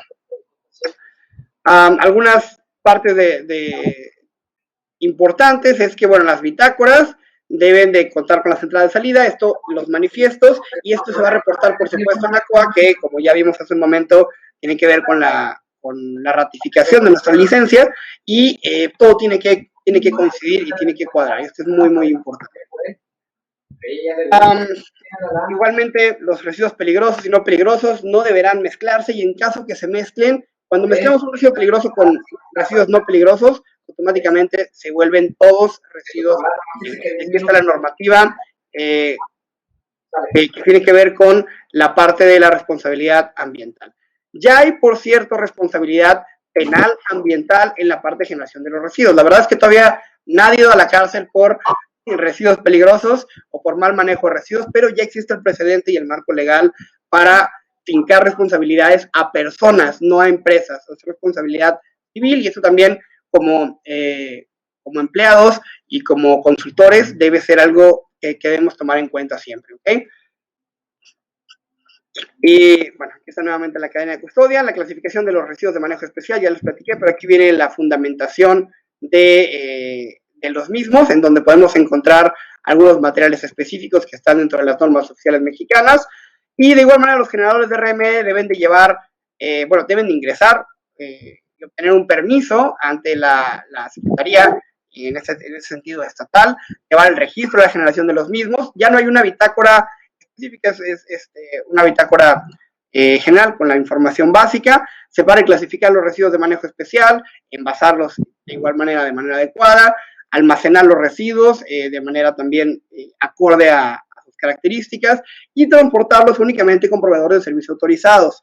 Esto es importante porque a veces pues hay personas que se dedican a la recolección de estos materiales reciclables, y pues como empresa deberán asegurarse que se los lleven personas ahí que tengan la autorización. Esto es un tema y hemos estado tratando de hacer incidencia en la parte de la legislación para tratar de favorecer a todas estas personas que se dedican, carretoneros, recolectores, etcétera, a valorizar esta parte de los residuos, porque lamentablemente, al menos aquí en el estado de Nuevo León, los costos, los pagos de derechos para obtener estos permisos para el reciclaje son sumamente elevados. Ya hace algunos años subieron hasta 400% algunos de ellos. Bueno, todavía hay mucho que trabajar en esa parte para pues liberar la parte de trabas burocráticas y económicas para que se dé un mejor manejo a la parte de residuos y tengamos un mayor potencial para poderlo reciclar. Igualmente los transportistas tienen requieren algunas autorizaciones, tanto de residuos sólidos urbanos como residuos de manejo especial. Y pues bueno, dentro de la parte de residuos es importante que siempre hay que tratar de, primero que nada, reducir. Si no es necesario generar el residuo, pues hay que tratar de evitarlo. Número 2, reutilizarlo en la manera de lo posible. Y pues número 3, ya cuando no hay nada más que hacer, reciclar, ¿no? A veces vemos como el reciclaje como algo positivo, y lo es, pero la verdad es que es como el último de los recursos en cuanto a residuos. Lo mejor es, simplemente, no generarlos. Y bueno, dentro de esto, pues los planes de manejo justamente es un instrumento que emite la ley, en la que las empresas se comprometen a realizar acciones en base a estos lineamientos para reducir, reciclar y bajar la parte de residuos que se generan. Adelante, Natalie. Muy bien, entonces, así como lo comenta el ingeniero, tenemos un caso muy particular, que es lo que conocemos como la parte de IMEX, ¿sí? O la parte de importación y exportación de materiales o residuos peligrosos, ¿ok? Bueno, aquí tenemos dos opciones o digamos dos determinaciones, una que es para la parte de la importación de materiales o residuos que están enlistados en estos dos acuerdos. Si están aquí enlistados, se tiene que hacer un trámite para exportación. Eso lo pueden hacer directamente desde Ventanilla Única, que es la plataforma que utilizan las aduanas para el tema de import-export. ¿Regresate tantito, Jonah? Sí, y en este caso, para el tema de el trámite de 07021, que esto aplica solamente para las empresas que manejan o que están dentro del programa de IMEX. IMEX, que es, aplica para maquiladoras y es para que las empresas que solamente modifican o, digamos, transforman un material que traen del extranjero a México, aquí lo convierten en una pieza automotriz y después esta pieza regresa a Estados Unidos o a cualquier otra parte del mundo, para evitar pagar como ambos impuestos de importación y exportación. Ellos tienen un convenio específico solamente en este caso para el tema de maquiladoras, pero lo que hace México es que determina, bueno, si vas a hacer esto y te vamos a dar un beneficio fiscal, no puedes dejar tu basura en México, ¿sí? Entonces, ¿qué es lo que se hace? Se tiene que ya sea o retornar ese material o reciclarlo en México. No se puede mandar a confinamiento, no se puede mandar a tratamiento, tiene que ser exclusivamente a reciclaje, ¿ok? Entonces, eso es bien importante, eso es otro de los puntos como, pues, más comunes en donde hay áreas de oportunidad. Muchas veces el departamento de Import-Export no tiene nada que ver o ni siquiera se conocen con el departamento de Medio Ambiente. Entonces, es bien importante que ustedes determinen con ellos si es que ellos importan materiales de manera temporal, para que ustedes como EHS o como encargados del área le puedan determinar a ellos, decirles, ¿sabes qué? Este material que tú estás comprando al final termina como residuo peligroso, entonces tenemos que dar avisos, ¿ok? En la parte de agua es algo muy sencillo.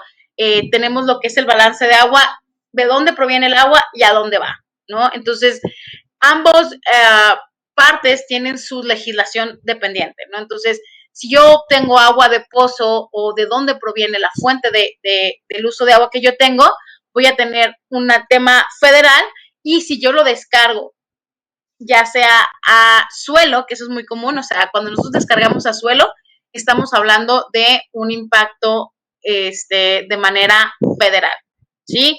Para riego de áreas verdes, que pensamos de que es algo bueno, si nosotros regamos con agua tratada, estamos teniendo o requerimos tener un permiso federal, ¿ok? Por más que ustedes digan, bueno, es que lo estoy utilizando y es algo bueno, sí, pero como tú estás tratando tu propia agua, esa agua puede llegar a contaminar más bien lo que es un suelo federal, y por eso requeriría un permiso federal. El aprovechamiento, igual, o sea, si utilizamos agua de pozo, pues bueno, requerimos un permiso federal. Y en cambio, en caso de que nosotros utilizáramos agua de la red, en el caso de Nuevo León, agua de drenaje, si nosotros utilizamos agua de la red, pues bueno, también requerimos permisos estatales, tanto para el aprovechamiento como para la descarga a alcantarillado de estas fuentes, ¿ok?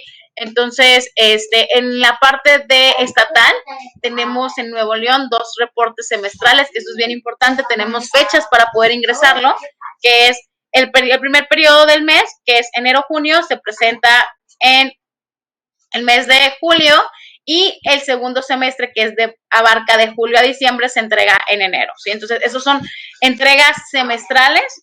Una vez que yo tengo registrado, solamente si lo hago a alcantarillado. Si yo tengo una descarga federal, ¿sí? Yo voy a tener normalmente lo que son 4 reportes al año, y se hace por medio de un sistema que se llama CityLab, ¿ok? Entonces, regresate un poquito, Yana, nada más para... Aquí tenemos las diferentes normas, aquí las tengo enlistadas las 3.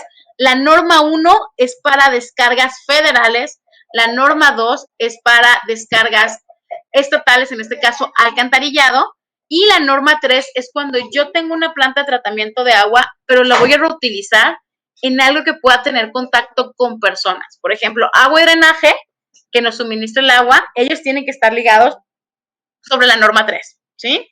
Entonces, así es como nosotros determinamos los 3 tipos de normas que tenemos en materia de agua, y que debemos identificar a dónde la descargamos y de dónde proviene. Hay un caso muy particular, muy común últimamente, que es cuando nosotros aprovechamos el agua del parque industrial y descargamos el agua al parque industrial. En ese caso no hay competencia, todo ahora sí que esa responsabilidad se traslada directamente al parque industrial, ¿ok? Entonces es importante que ustedes puedan tener estudios pues para verificar cómo están sus instalaciones y que no estén contaminando de más, pero realmente la responsabilidad recae en el parque industrial, ¿ok? Entonces aquí, bueno, tenemos el tema de la distribución de competencias, que es de manera federal, que en este caso la institución es la CONAGUA, y en la parte estatal, pues va a depender del estado donde nos encontremos, cuál sería como la dependencia que esté dándole seguimiento a estos procesos. En la parte de Conagua hay un caso muy particular que es la definición de concesión y asignación. Esto, concesión, como lo vemos, es para fines privados, o sea, que tú lo puedes utilizar de carácter público y privado, y la parte de asignación es solamente para carácter público, ¿ok? Entonces, por ejemplo, Agua y Drenaje, que es la compañía que nos asigna el agua, ellos tienen una asignación del uso del agua. Y en cambio, las empresas, ellos tienen lo que se conoce como un título de concesión, que es donde están aprovechando el agua de pozo, ¿ok?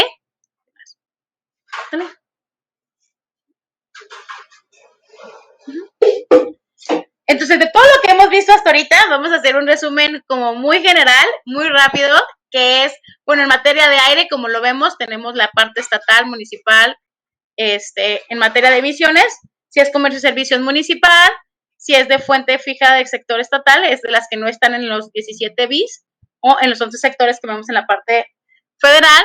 En la parte de agua, como lo vemos, si descargamos a un fuente de agua, a un cuerpo de agua o a un bien nacional, es federal. Si estamos descargando hacia alcantarillado, es estatal. Y bueno, en la parte de residuos podemos tener esto. Entonces, aquí es bien importante que podamos ver.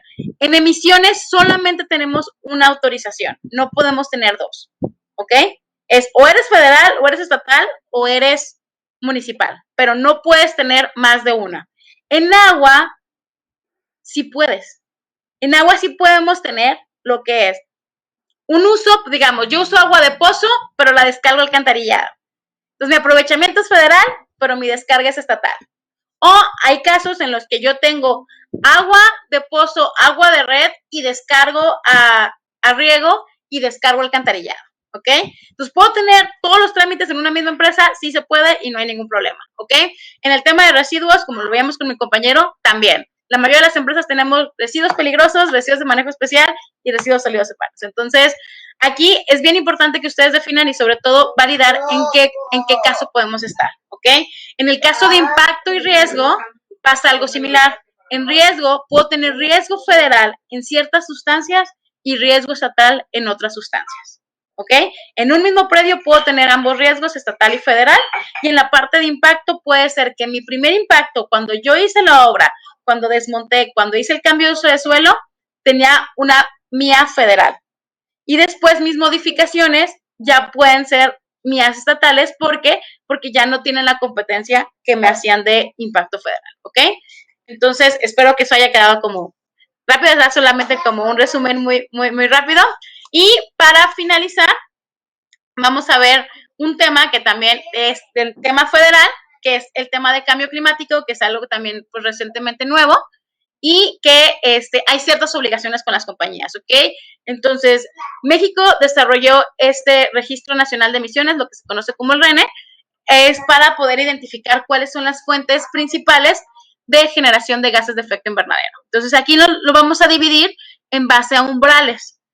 Los umbrales que tenemos ahorita a reporte en México es arriba de las 25,000 toneladas. Todas las compañías estamos obligadas a tener un inventario de emisiones, pero entramos como sujeto a reporte para cambio climático arriba de las 25,000 toneladas de CO2 equivalentes. Bien importante, no estamos hablando de CO2, sino de CO2 equivalente, que es ya cuando cuantificamos los gases de metano, óxido nitroso, CO2, los cuantificamos primero individual y después los convertimos a CO2 equivalente para poder hacer la sumatoria y ya tener lo que es mi huella de carbono en estos puntos, ¿ok? Para los temas de carbono podemos tener fuentes directas, indirectas y lo que son fuentes directas, que son fuentes fijas y fuentes móviles, y fuentes indirectas. ¿A qué vamos con fuentes directas? Pues es lo que yo consumo. Si yo tengo un horno que consume gas, pues bueno, ese gas que yo quemo para prender ese horno es una fuente fija. Fuentes móviles, pues yo creo que queda muy claro, la gasolina, el diésel, el gas LP que utilizo en montacargas, en vehículos y demás. Y las fuentes indirectas entran, por ejemplo, con el tema de energía. Entonces, yo, por ejemplo, soy una empresa que consume, no sé, 5 millones de kilowatts hora al año de energía de CFE.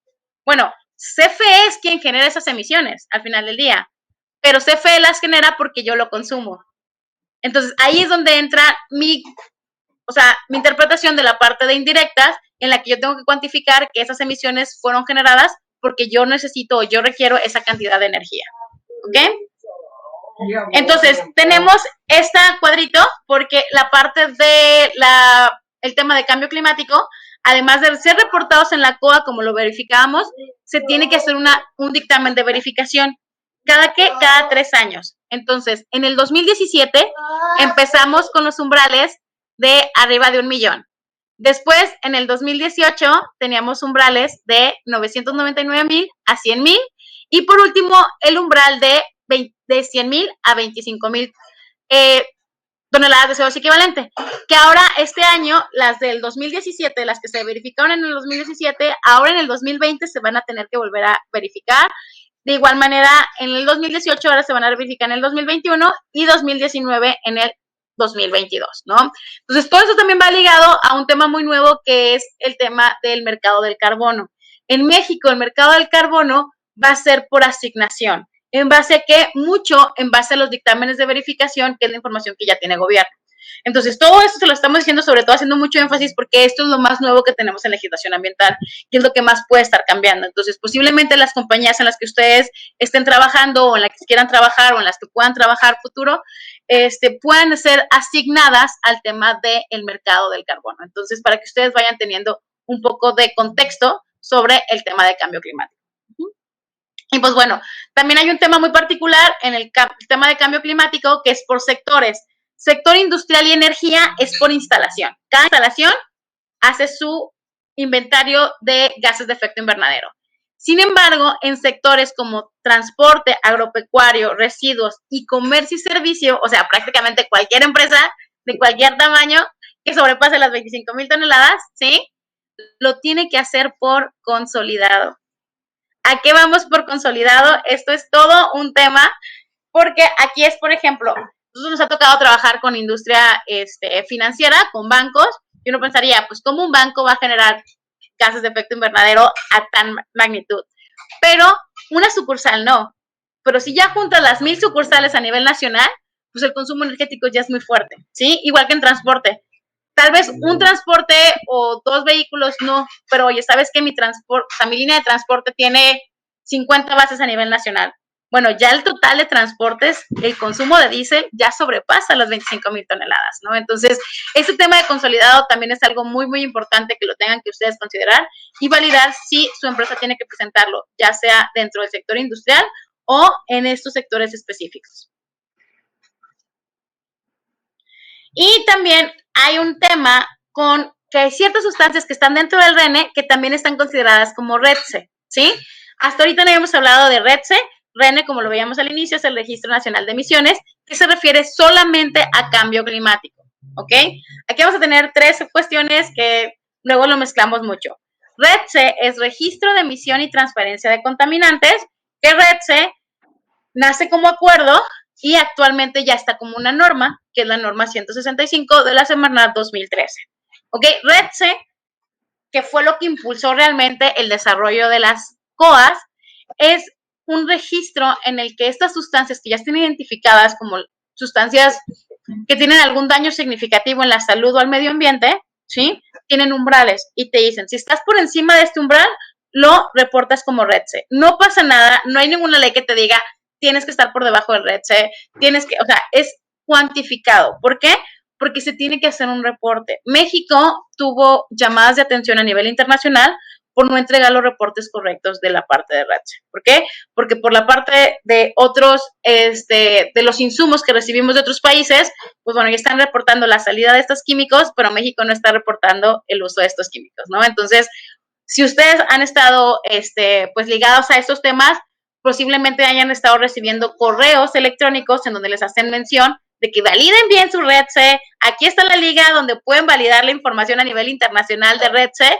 Eso, pues bueno, es público, ustedes lo pueden ver y es muy importante que puedan definir si son sustancias REDSE o sustancias RENE, ¿ok? Que estas son las sustancias que están en la misma manera. Entonces, en la parte del reporte de verificación, que ya lo vimos ahorita, ya como están los años, dependiendo de esto, y es bien importante el tema de las multas, ¿no? Entonces, el tema de cambio climático es el que tiene las sanciones más altas hasta ahorita publicadas para el tema de medio ambiente, ¿sí? Ya sea por el incumplimiento o por estar reportando información falsa o inexacta para este tema, ¿no? Entonces, ¿esto por qué es tan importante? Porque, bueno, toda la parte de estadística nacional en la parte de cambio climático, para que México pueda cumplir con, pues los acuerdos como en la COP21, en los que ellos en el Acuerdo de París, todas las metas que nosotros nos propusimos, bueno, estos inventarios y estos dictámenes de verificación van a ser lo que va a determinar qué tanto estamos cumpliendo con lo que nos comprometimos, ¿ok? Un tema muy similar o muy ligado al tema de cambio climático, las empresas que consumen alto consumo energético, que son los UPAC, los usuarios de patrón de alto consumo, que son los que suman arriba de 45 gigas o 100,000 barriles de petróleo. Si estamos en cualquiera de estos dos, no tienen que juntarse, sino pueden ser solamente energía o puede ser energía y barriles, dependiendo del tamaño de la empresa, se tiene que hacer también un reporte, ¿no? Entonces también, normalmente es cualquier empresa que sea usuario de patrón de alto consumo por los 45 gigawatts va a sobrepasar cambio climático y va a ser un usuario, pues sujeto a reporte para el tema de cambio climático. Pues, bueno, algunas leyes de esa parte. Y ya por último, les presentamos así de manera súper general un diagramita de un procedimiento administrativo por el tema de Profepa, ¿no? O sea, cómo se evalúa en caso de que tengamos una visita, en caso de que nosotros podamos tener alguna auditoría de alguna dependencia, pues normalmente cuál es el procedimiento a seguir. Es bien importante que tenemos días de gracia después de que nos visitan para nosotros poder subsanar o desvirtuar algunas de las incondicionantes que tenemos y de esta manera el procedimiento no se vaya a años, ¿no? Entonces es bien importante, esos 5 días que tenemos es lo más importante que tenemos para poder terminar este punto. Y yo creo que para el tiempo, digo, tanto de ustedes, muchísimas gracias por estar con nosotros. Creo que tenemos ahí algún tipo de dudas en el chat, ahorita vamos a tratar de contestarlas por ustedes. Muchísimas gracias a Yaesco por hacernos esta invitación. Estamos muy felices, espero que la información que les hayamos dado les pueda servir mucho y cualquier duda que tengan, ahorita les vamos a poner también nuestros datos. Sí nos gustaría poder, bueno, tener el tiempecito, digo, ya nos alargamos un poquito más, pero tener el tiempo para poder responder las dudas que habían hecho durante esta transmisión. Y pues también saber la retroalimentación por parte de ustedes, si les gustó o qué áreas de mejora tenemos, ¿vale? Bueno, ingenieros Natalie y Jonathan, muchísimas gracias por toda esta explicación que nos han dado con base a sus conocimientos y su experiencia. Fue una explicación muy detallada de la legislación ambiental y de cómo incide en las estructuras tanto federal, estatal y municipal. Realmente, como ustedes lo mencionaban al principio, se requiere a lo mejor un curso más extenso o profundizar con más tiempo, pero creo que con el tiempo que nos dedicaron para explicarnos detalladamente fue fue una información que realmente nos va a servir demasiado a nosotros y a nuestros espectadores y agradecerles la verdad completamente. La gente que se unió a la mitad o no alcanzó a ver el principio, se va a quedar guardada como quiera la transmisión para cualquier duda. Y finalmente creo que tenemos unos comentarios, muchos comentarios ahí en Facebook con dudas que tienen para ustedes.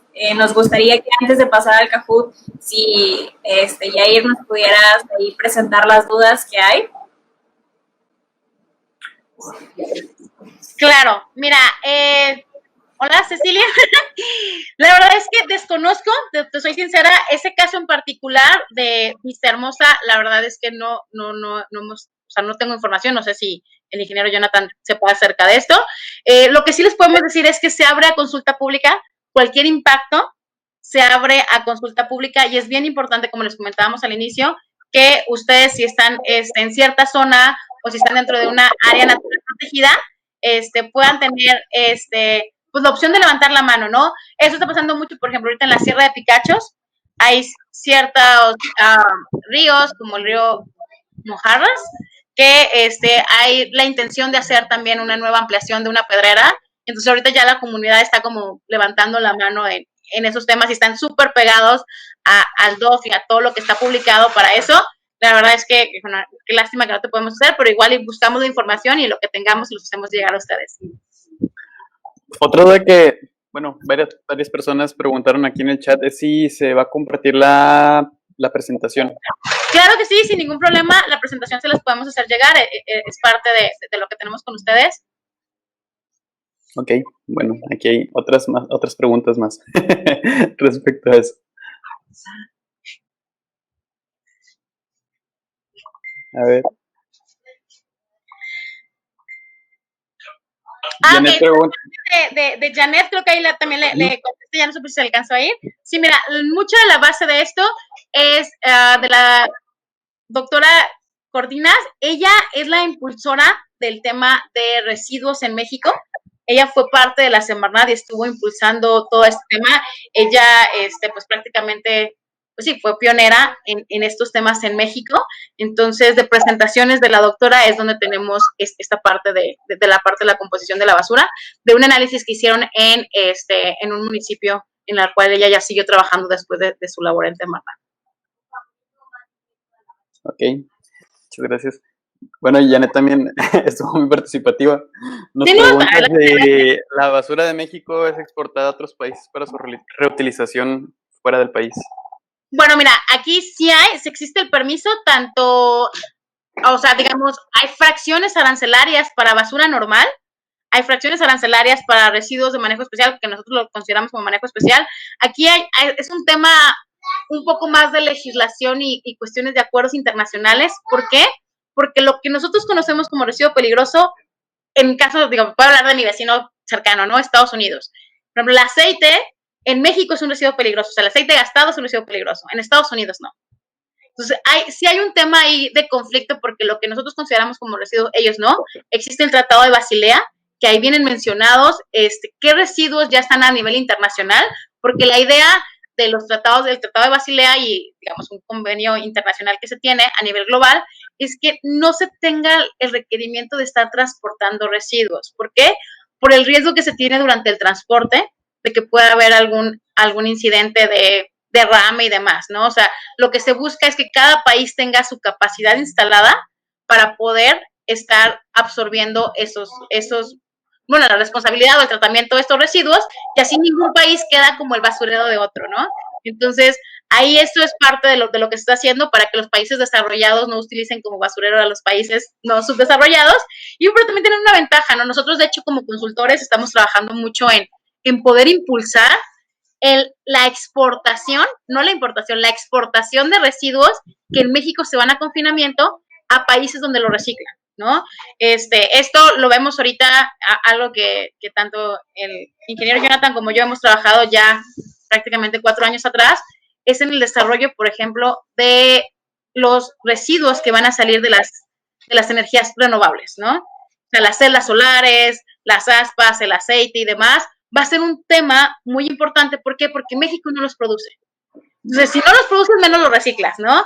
Entonces, estos residuos, por ejemplo, todavía no están clasificados para empezar. O sea, no tenemos una clasificación per se si van a quedar como peligrosos, como residuos de manejo especial, o sea, de qué competencia van a determinar. Y en base a eso vamos a ver cómo hacerlo, ¿no? Nosotros estuvimos trabajando con otro compañero, con Mike, que ahí le mandamos un saludo. Él nos estuvo apoyando para encontrar empresas en China que ya están reciclando las celdas, ¿no? O sea, China a partir del 2016, por ley, el 90% de sus celdas se tienen que reciclar, ¿no? Entonces, Janet, esa es un área de oportunidad muy buena que nosotros estamos viendo en México. Sí hay basura que se puede exportar, existen los lineamientos para poderlo hacer, y si ustedes lo pueden ver en la página de Semarnat, hay una página hay un apartado que le ponen empresas autorizadas para manejo de residuos. Van a ver el listado, que es súper pequeñito, de las empresas que están autorizadas para exportar residuos. Okay. Así es, de hecho, hay un tema muy importante, hay mucho por hacer, y sobre todo hay un mercado que todavía es desconocido para México. Como dijo mi compañera, es complejo. Nosotros hemos logrado obtener permisos para exportar residuos peligrosos para situaciones muy particulares, pero sí, o sea, es un trámite complejo, involucra diferentes dependencias, involucra la OCDE, involucra a una serie también de dependencias en México, y es muy importante cómo justificamos el por qué no lo estamos disponiendo aquí, lo tenemos que exportar a otro país. Sin embargo, sí es posible. Continúo también con las preguntas. Por ahí Cecilia Moreno nos comenta que se supone que las empresas deben devolver los residuos a los extranjeros, pero ¿qué pasa cuando cambian de régimen temporal al permanente? Esto es ilegal. No es ilegal cambiar de régimen, sin embargo, va a cambiar la parte de beneficios fiscales. Tú, si estás en un programa IMEX, tú estás obligado, como comentaba la ingeniera Natalie, a regresar los residuos a país de origen o a reciclarlos. Cuando cambias al régimen de importación permanente, tu costo por importar las materias primas y demás se incrementa bastante, pero en ese sentido ya la legislación sí te permite disponerlos en el país en el que estás operando. Hay una pregunta por ahí de lo de UPAC. A ver. Creo que fue un miembro del staff de aquí. ¿Se presentan solo los consumidores o los generadores de energía? No, son los consumidores. O sea, UPAC es usuario de patrón de alto consumo, no es para generadores. O sea, esto es por parte de la CONUE. O sea, obviamente la generación de energía tiene otros reglamentos muy particulares, como el cual yo supongo que les va a comentar algo ahorita el ingeniero Jonathan, como código de red y demás, pero la parte de UPAC es, o sea, digamos, el nombre prácticamente lo dice, solamente para los usuarios, o sea, quienes consumen, y esto es para poderlos identificar, ¿no? O sea, al final del día estamos hablando de 45 gigawatts. Esto, para que tengan una idea, digo, si están un poquito nuevos en la parte de los sectores, por ejemplo, la industria del plástico, dependiendo de arriba de ciertas pues inyectoras y demás, pues pueden llegar a ser consumidores de altos patrones de consumo. Entonces, hay ciertas empresas que por requerimiento de resistencia eléctrica consumen una cantidad muy fuerte de energía. Así es, como comentaba mi compañera Natalie, en la parte de generación, recuerden que hay toda una serie de nuevos lineamientos, incluso sigue habiendo cambios al respecto, y mucho de esto está regulado por el código de red. El código de red son como las reglas del juego para la interconexión y consumo de energía, y la mayoría del código de red realmente está enfocado a los generadores. Ahí es donde aplica. Los generadores interconectados a la red van a tener que garantizar una serie de características para que su adición de esta energía no cause problemas ni en la red ni en los usuarios.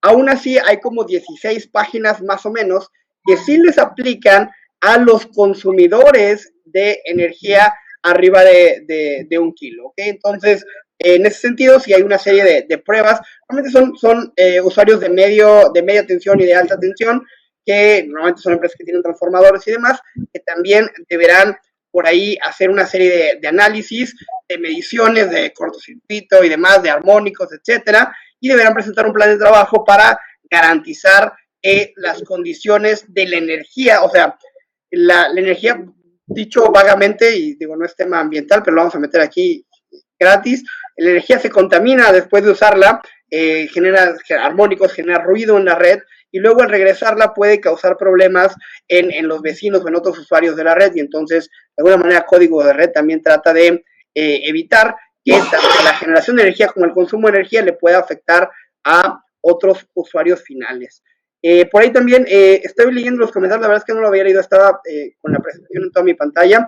Excelentes comentarios de Mauricio Mellado por ahí respecto a los listados del segundo listado y también la parte de las hojas de datos de seguridad. Les mandamos un saludo, gracias por estar al pendiente. También a Herminia Benavides, también un saludo a la química Herminia, la responsable en jefe de la parte técnica de Semarnat. Le mandamos un abrazo muy afectuoso, gracias por estar aquí. Que nos comenta que la NOM 121 de COPS en forma indirecta y por metro cuadrado de área pintada utilizada en industria automotriz. ¿Es correcto? Esta norma aplica para el tema solamente de equipos nuevos, que eso es algo que también nosotros estamos tratando de impulsar para que se abra no nada más a equipos nuevos, sino también a agencias automotrices, que al final de cuentas hacen el mismo trabajo en lugar que salgan de plantas nuevas. Hay mucha industria, hay muchos talleres mecánicos, agencias y demás, que hacen el mismo proceso de pintar piezas automotrices, que igual generan la misma cantidad de compuestos orgánicos volátiles, y que también pues deberían ampliar esta norma específica también para el giro en general, de que cualquier empresa que esté pintando automotriz pues le pueda aplicar esos criterios. Así es, muchísimos comentarios también. Timo, saludos a Timo, un excelente amigo, también un excelente erudito en la parte de medio ambiente. Nos comenta que los impuestos vuelven, así es, y comenta sobre Jaime Vallejo. Ahí no entendí muy bien el comentario, pero Timo, te mandamos un saludo muy afectuoso. Muy bien, sí, ese es un tema que tal vez lo mencionamos muy básico, pero hay una nueva tendencia. De hecho, Tamaulipas ya lo tiene. De hecho, no sé si vieron este grupo que tenían de Nuevo León, Coahuila, Tamaulipas y todas estas zonas que se están uniendo los gobernadores, están impulsando impuestos ambientales, ¿no? Que hasta cierta manera está bien y mal, porque los están haciendo de una manera muy crítica, y pueden cortar a muchas empresas por el hecho de que los impuestos son muy elevados. Están queriendo cobrar 250 pesos por tonelada de CO2 equivalente. Hacemos el cálculo, son como 6 millones por cualquier empresa que tenga arriba de 25,000 toneladas, que pues en México sí son muchas, ¿no? Entonces, pues, bueno, nada más hay que levantar la mano en todo lo que veamos, que sepamos que no es realmente adecuado la manera que están haciendo. Siguiendo con las emisiones, hay una pregunta de Janet acerca cómo están delimitadas estas emisiones.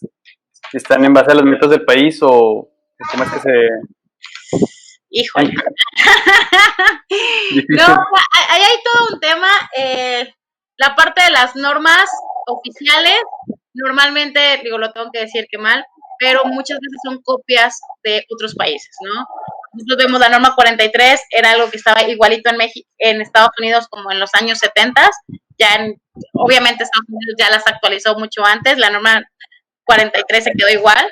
Sí se determinan, obviamente hay estudios y se empiezan a clasificar cuáles son las áreas o industrias que son más pues propensas a generar cierto tipo de contaminación, como les explicábamos en el caso aquí de Nuevo León, ¿no? Que ahorita están regulando la parte de pedreras, concreteras, toda la industria previa a la construcción, ya tienen normas regulables por el impacto que tiene, ¿no? Entonces, normalmente esa es la manera en la que se identifican las normas, se determina cuáles son las fuentes principales, cómo se pudiera homologar, ¿no? Que también es difícil porque cada empresa puede tener sus propios procesos, sus propios insumos, y eso pues varía en la parte de emisiones. Espero que con eso se pueda contestar esa pregunta. También Karina, creo que sobre el mismo tema, pregunta cuál es el proceso que tienes que realizar cuando pasas ese umbral de emisiones. De cambio climático. Ok, para el tema de cambio climático, funciona así. Nosotros presentamos, haces tu inventario de cambio climático. Si sobrepasas las 25,000 toneladas, se tiene que presentar en la COA, en la cédula de operación anual, en este caso federal, ¿sí? Ya sea que lo presentes con tu misma COA que tienes por gran generador o por licencia, o una COA específica de un tema como consolidado. Y de ahí, al año siguiente, por ejemplo, si tú eres sujeto al reporte, como lo veíamos en el dictamen de verificación, si a ti te toca en el umbral en el 2017, o en el 2018, en el 2019, por ejemplo, las del año pasado, que fueron las del 2019, las empresas evalúan el inventario 2018. Lo que presentaron en la COA anterior, eso es lo que se les evalúa en ese dictamen, y validan que se haya hecho correctamente esa determinación.